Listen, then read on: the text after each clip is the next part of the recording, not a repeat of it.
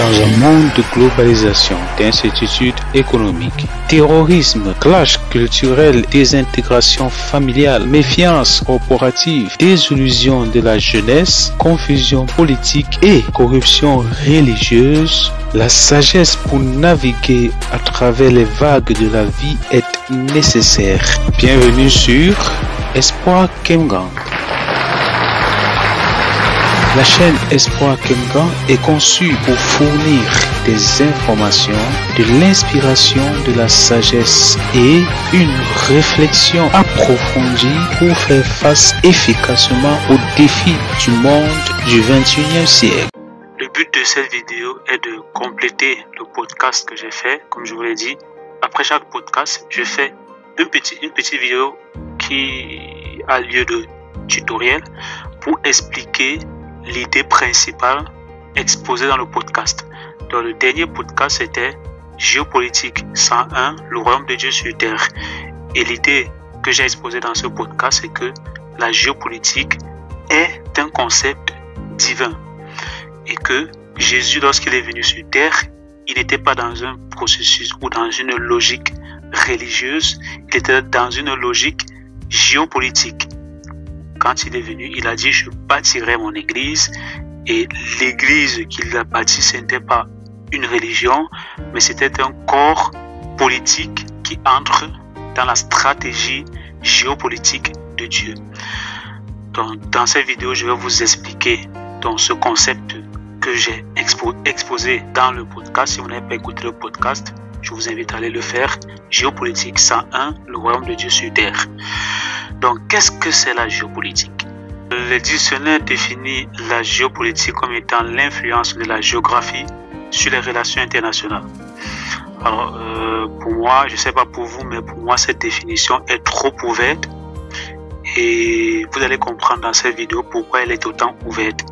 Donc, pour comprendre exactement ce que c'est que la géopolitique, il faut comprendre les enjeux de la géopolitique. Donc, on va voir les enjeux de la géopolitique. Les intérêts de la géopolitique sont soit matériels, soit idéologiques. Alors, quand il s'agit d'un intérêt matériel, ça veut dire que les relations sont basées, par exemple, je prends l'exemple, je suis l'état A, toi qui m'écoutes, je suis l'état B. Nos relations sont essentiellement basées sur les intérêts. Ça veut dire, si c'est moi qui suis l'état qui est le plus puissant, je viens pour t'exploiter carrément, pour acquérir un intérêt matériel de ton état.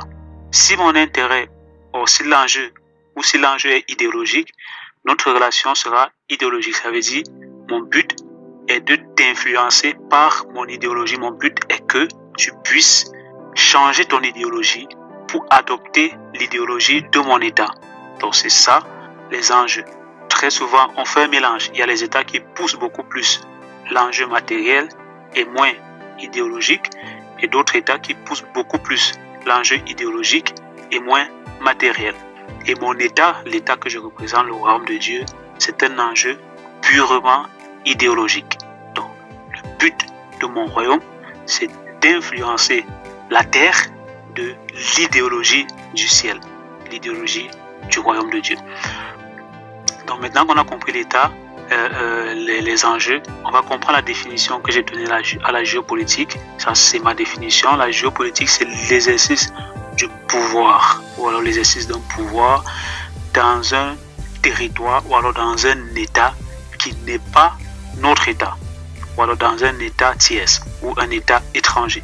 Donc ça se différencie de la politique ordinaire, dans le sens où, voilà, on exerce notre pouvoir dans notre nation. Mais la géopolitique, c'est pas l'exercice du pouvoir dans notre nation, c'est l'exercice d'un pouvoir gouvernemental dans une autre nation différente que la nôtre. Donc, le mot-clé dans cette définition, c'est le mot pouvoir. Il faut bien aussi se rappeler que le pouvoir n'est pas exercé dans notre nation, mais c'est exercé dans une autre nation. C'est très important pour comprendre le podcast et pour comprendre l'idéologie que je suis en train d'exposer dans mes podcasts. Alors, ici, il s'agit des ingrédients, les ingrédients du pouvoir. Alors, tout pouvoir est composé d'une volonté, du potentiel et de la force. Il s'agit ici là de la volonté, du potentiel et de la force de l'État. Donc, le pouvoir d'un État est déterminé par la volonté de cet État-là. Qu'est-ce que la volonté? La volonté, c'est l'intention, c'est le but qu'on veut atteindre. Et la volonté est basée, alors la volonté a deux éléments essentiels. Les deux éléments essentiels de la volonté, c'est quoi? Ce sont les moyens qu'on déploie pour atteindre ce but et la détermination qu'on a pour atteindre ce but. Qui dit détermination dit sacrifice. Et il n'y a pas un État qui est autant déterminé que mon État, le royaume de Dieu. Il n'existe pas un État autant déterminé pour exercer son pouvoir sur la terre comme mon État. Parce que cet État-là, elle a démontré sa détermination jusqu'à sacrifier le roi de cet État lui-même. Il s'est sacrifié pour atteindre ce but, sa volonté, cette intention-là. Donc, ça montre à quel point le royaume, ou alors le roi du royaume de Dieu est déterminé à accomplir, ou alors à accomplir sa volonté, à faire sa volonté, à voir sa volonté être une réalité. Le deuxième élément, c'est le potentiel. Le potentiel, c'est la capacité ou alors la pertinence de cet état-là. Qu'est-ce que cet état-là est capable de faire? Est-ce que cet état est à la hauteur de sa volonté, de ses désirs? Est-ce que cet état-là est capable de faire ce qu'elle veut faire? Est-ce qu'elle a les moyens nécessaires, le potentiel, la capacité de cet état-là à pouvoir mettre sur pied sa politique géopolitique ou alors son processus géopolitique? Et le potentiel de mon État, il est complètement illimité. C'est pourquoi mon État ne cherche pas à influencer juste une petite nation ou alors un continent. Mon État n'est pas après l'Afrique ou après l'Amérique ou après l'Asie. Mon État est après toute la terre. Déjà, mon État gouverne l'univers entier et il ne manque plus que la terre qui reste à être soumise autant pour moi. Maintenant, le troisième élément, c'est l'élément de force. Qu'est-ce que la force?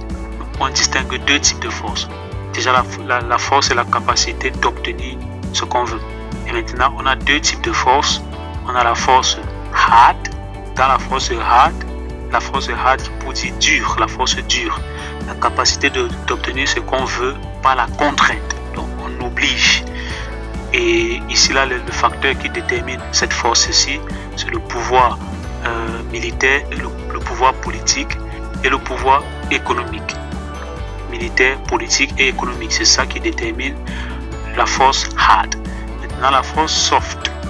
La force soft, c'est la capacité d'obtenir ce que l'on veut par l'attraction.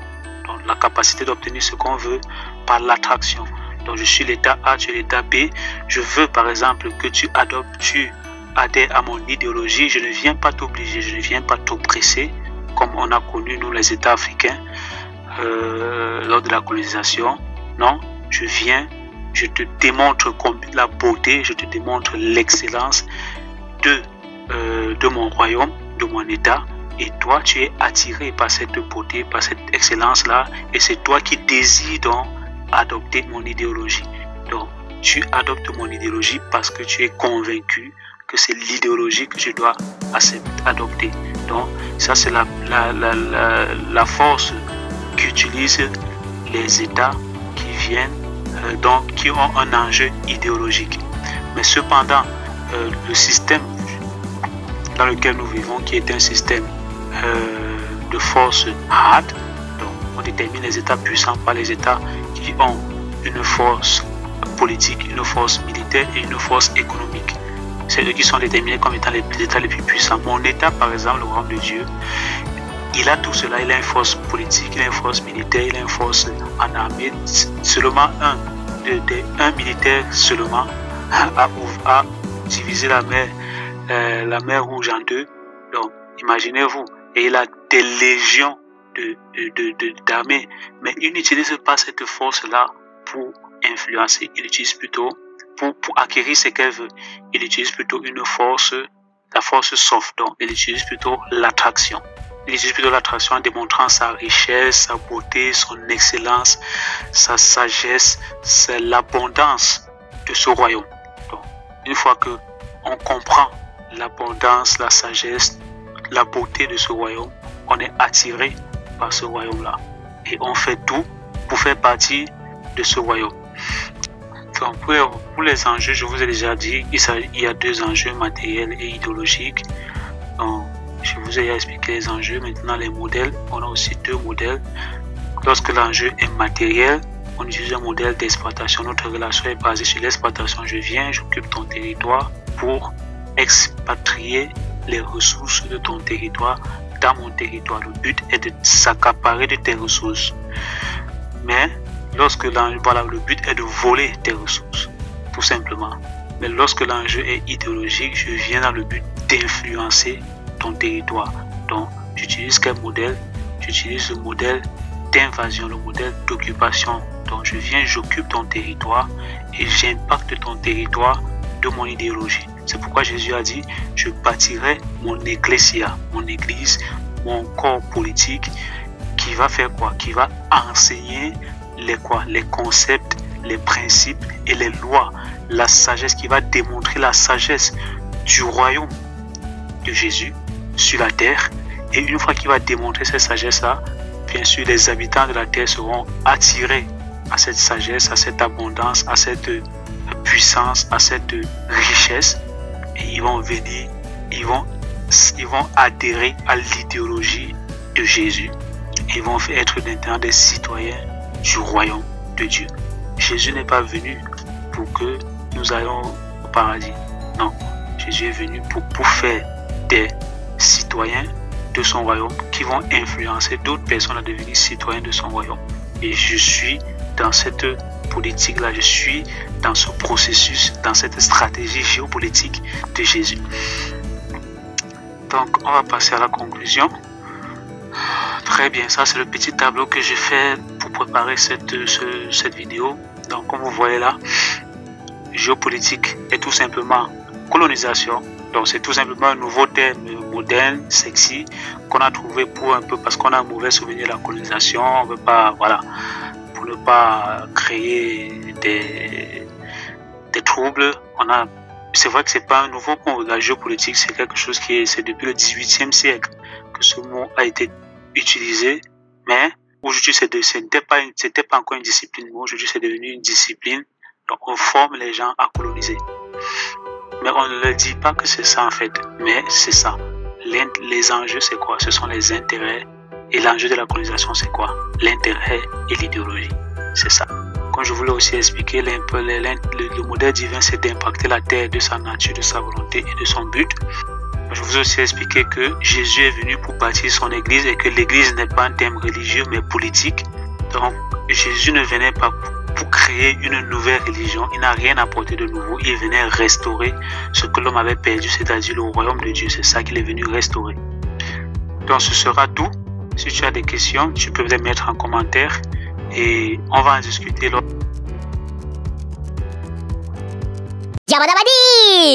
frères et sœurs, je vous aime et votre roi encore plus.